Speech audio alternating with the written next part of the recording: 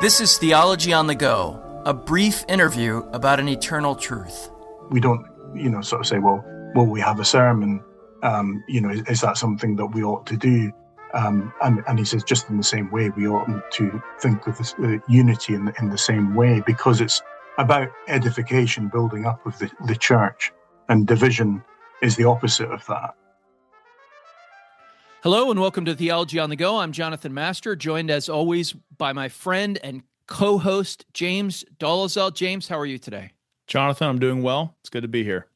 Well, it's good to be with you, and looking forward to hearing from our guest today. Our guest is calling in from Inverness, Scotland. He is Matthew Vogan, and he recently edited a book for our friends at RHB by James Durham entitled The Scandal of Church Divisions. So, Matthew, thank you for joining us today. Thank you. Great to be here. So let's begin with this, because some of our listeners may not be familiar with Durham, although he was a highly significant figure in his day. Give us a little sketch of who James Durham is. Sure. James Durham comes in this period, which is, if you like, just after the Westminster Assembly, to try to fit it in. But he's in the Scottish Church. He's in Glasgow. He has a ministry of around about 11 years, and he has a very full ministry because he publishes books that are expositions from his preaching on some of the most difficult books of the scriptures, like Revelation, Job, Song of Solomon, all the books that I think some people don't want to tackle. And he was very gifted at that kind of depth of practical exposition, and also dealing with difficult subjects of practical matters, but in a very scriptural way.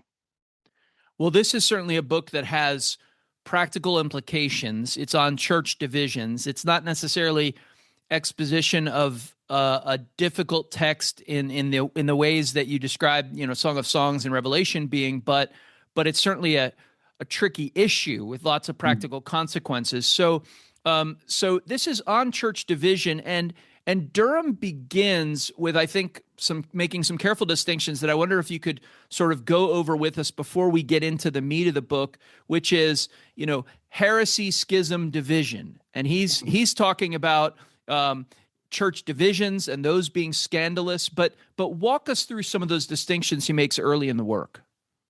Yeah, so, just very briefly, this is the fourth part of a fourth volume in a series, really, where he's dealt with individual problems, dealing with fellow Christians, then he's dealt with church discipline, then he's dealt with doctrinal error and heresy, and now he's dealing with church divisions.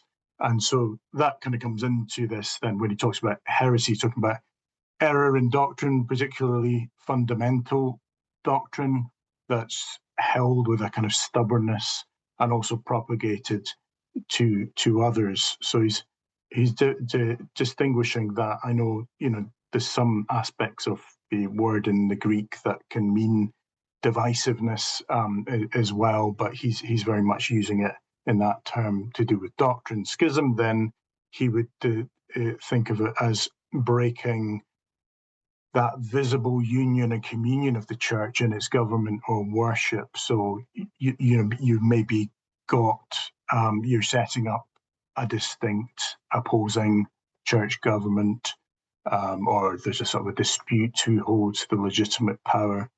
And then in worship, maybe you hold the same doctrine and government, but you're refusing to have communion together in worship. So that could be, I guess, on a local or a broader or a wider setting.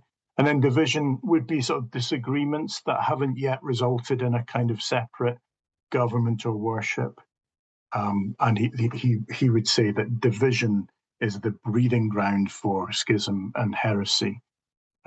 So he was dealing with a context where there were many eminent theologians and ministers, particularly in the Scottish Church, who were quite divided over some matters that the civil government were pressing on them, and that division, it never kind of became exactly a schism, but it then caused a lot of difficulties and problems.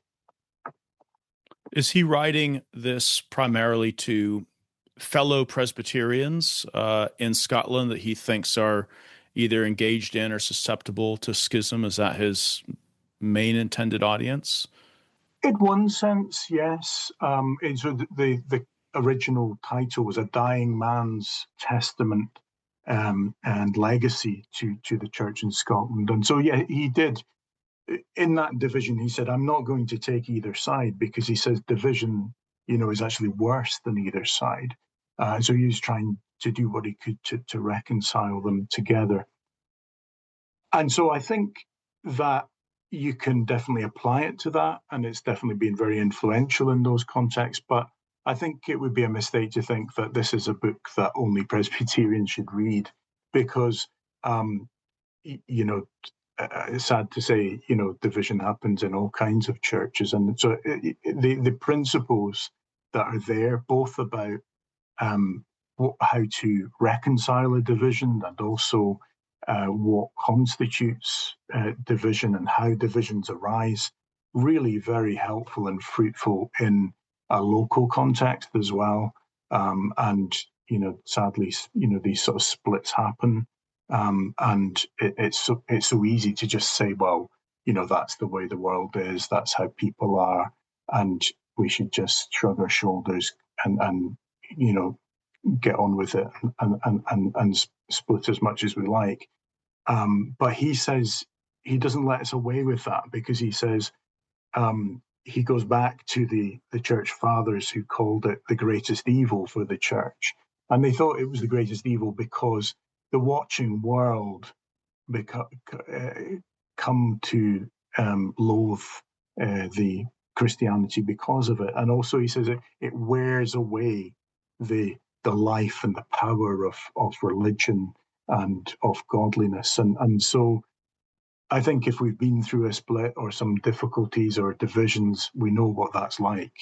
And so I think that's where Durham's very helpful. It's not just one of these books where it's like, well, there's these cultural divisions and how do we get over them. It's not just a book about how do you be nice to people in your personal relationships. It's really delving into the biblical basis of all this, and with lots of helpful illustrations and distinctions. Some of the ways that, or some of the sources that would cause division in his day might be different from in our own day. But I wonder, there are probably perennial sources that would be equally applicable in his day and ours. So how does he, you mentioned that he talks about the roots of division, the things that lead to division. What were some of those things that he addresses, and how does he address them? Yeah, so some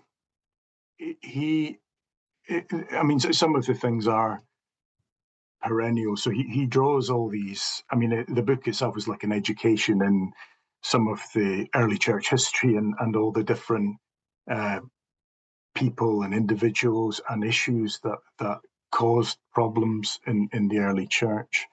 And so he uses those to illustrate. And that kind of historical distance is helpful, actually, because, when you sort of, you're considering people debating the date of Easter or something like that, and they're calling people different labels, and then other problems he talks about as well, where it's more of a personality conflict, and someone was becoming a bishop, and then there was a conflict with someone else, and how those difficulties were overcome and how we are to overcome them.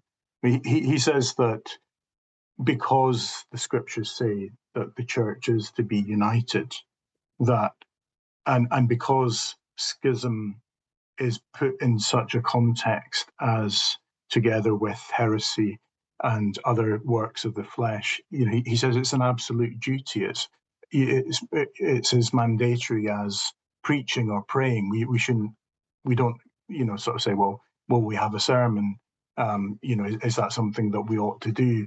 And he says, just in the same way, we oughtn't to think of this unity in the same way, because it's about edification, building up of the church. and division is the opposite of that. And so, yeah, he gives particular rules that are helpful, I think, and he talks about how the issue of different ways in which divisions can come about, and sometimes it's because people stick to a very detailed and prescriptive point on something that might be just an extraneous matter. Sometimes it might be, as in his day, when it's not about, you're all united about what you believe and how you should worship and other aspects of practice, but then it becomes a third party, and that might be a third party who's someone who's potentially under discipline in the church, or it might be the civil government who say, put things on the church, and then you've got to decide, what do we think about what this third party is doing? So, yeah, those are some of the issues that give rise to it. And of course, in our day, it's money, it's cultural issues, it's personality problems, it's matters of discipline, it's doctrinal issues as well. And to some extent, a lot of that hasn't really changed, in terms of how churches, the issues change, but the root principles don't change. Matthew, there are obviously things over which Durham would have believed separation was valid, certainly heresy, or blasphemous, or what he would regard as blasphemous practices in worship. And it's often a charge of the Roman Catholic Church against Protestantism generally, that they are guilty of the sin of schism. How might Durham, just sort of given his great encouragement toward and earnest for church unity, how might he respond to the Roman Catholic accusation that Protestantism as such is in fact schismatic? Yeah, I think he and others, Westminster divines like Samuel Rutherford would say, actually, and I'm just going to go back to Rutherford, but they would have had the same view, and it's that the point about it is that separation is only justified really when staying in union would require someone to commit a sin, and submitting to what the Roman Catholic Church required and their antagonism against the gospel, against reading the scriptures, against other aspects, that would require someone to commit a sin. But the other aspect is that schism is something where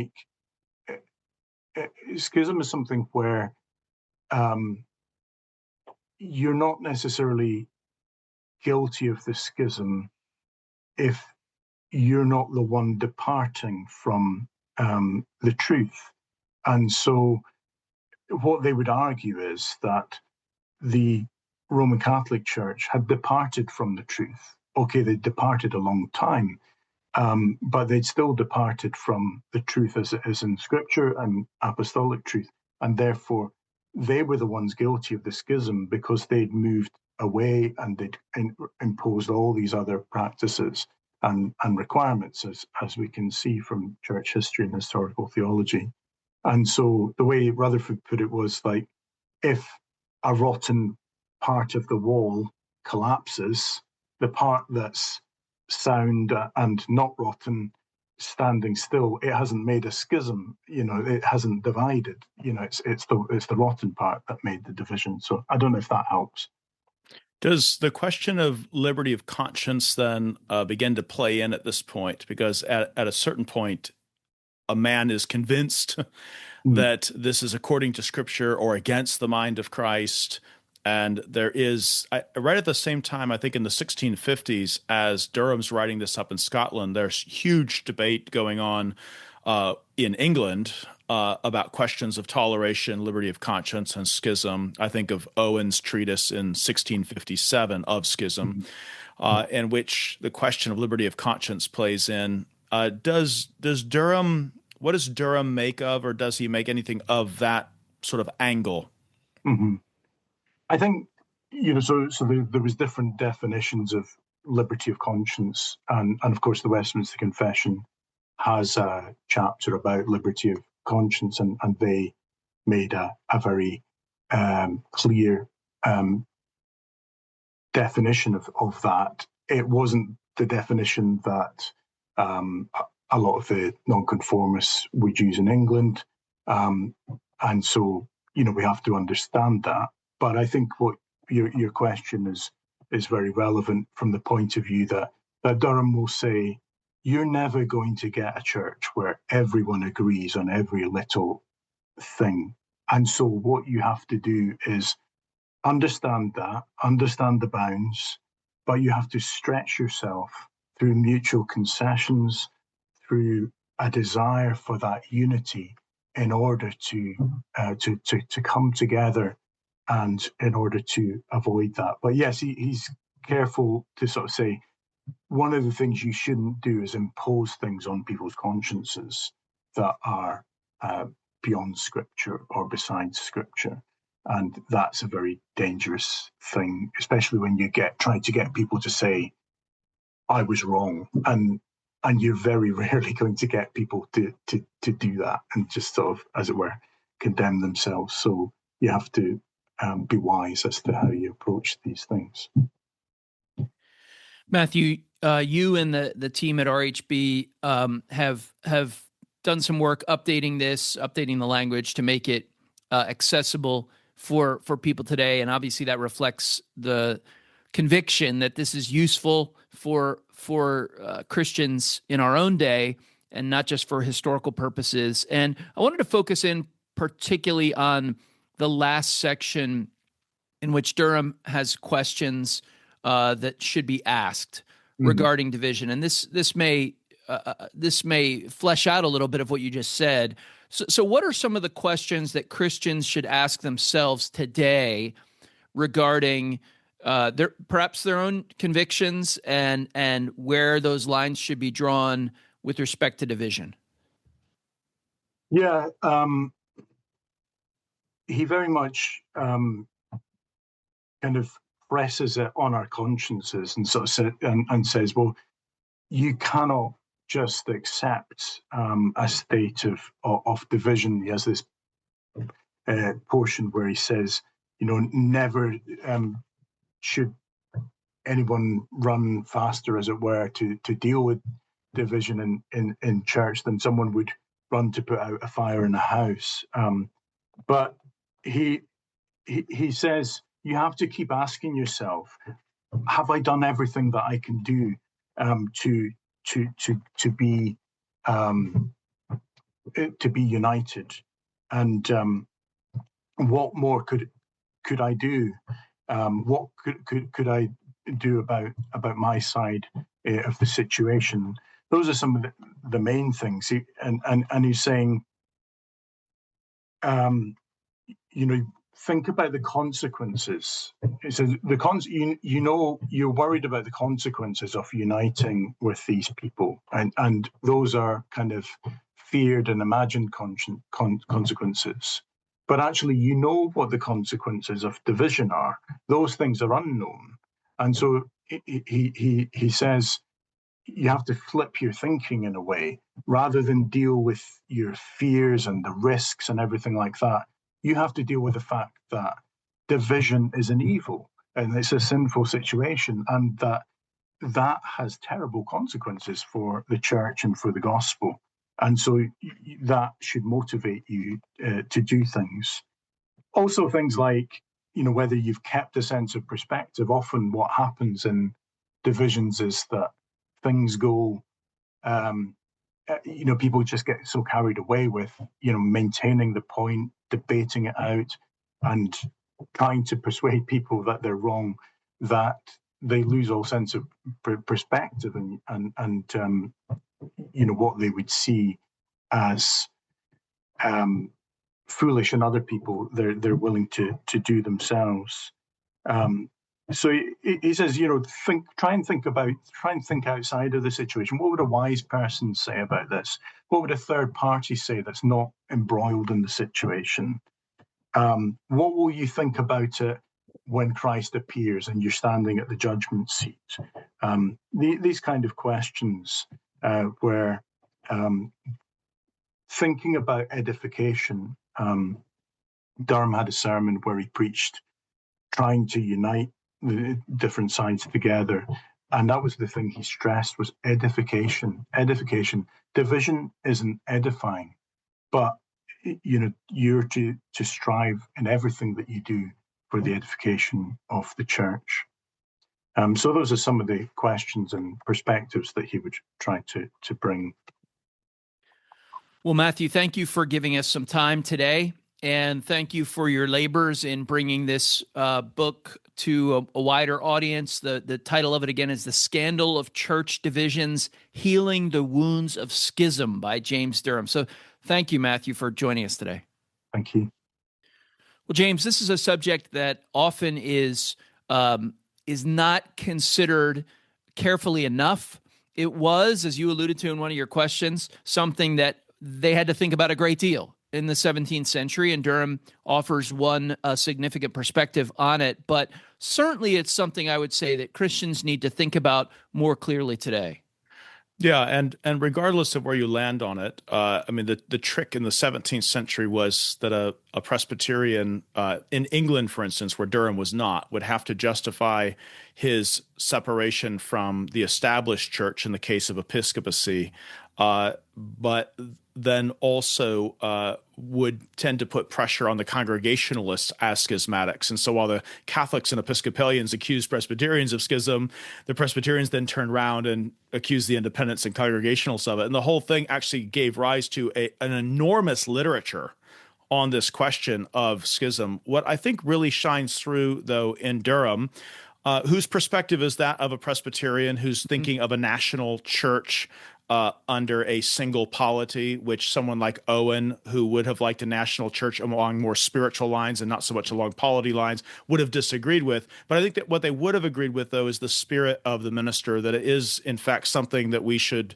take great pains to seek out and to forbear with each other and really seek to understand each other and to strive for as much unity as is realistically possible without violating our consciences. And that definitely is the spirit of Durham in this work. And I think he gives good practical counsel on how to cultivate that spirit. Yeah, the driving force seems to be that the burden of proof needs to be on the one who would divide.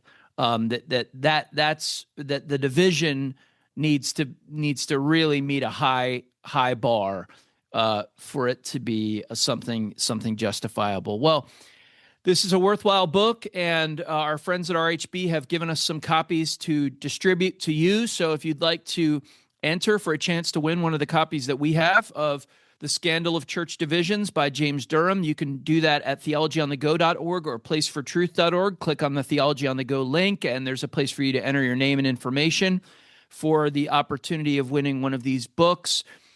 We want to thank you for being with us and for listening. If you know someone who might be helped by this, please pass it along.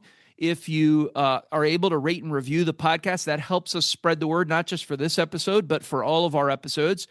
And if you're able to donate, you can do that at alliancenet.org or placefortruth.org. Donate to the Alliance of Confessing Evangelicals, who makes this program possible. And as always, thank you for listening to Theology on the Go, a brief interview about an eternal truth.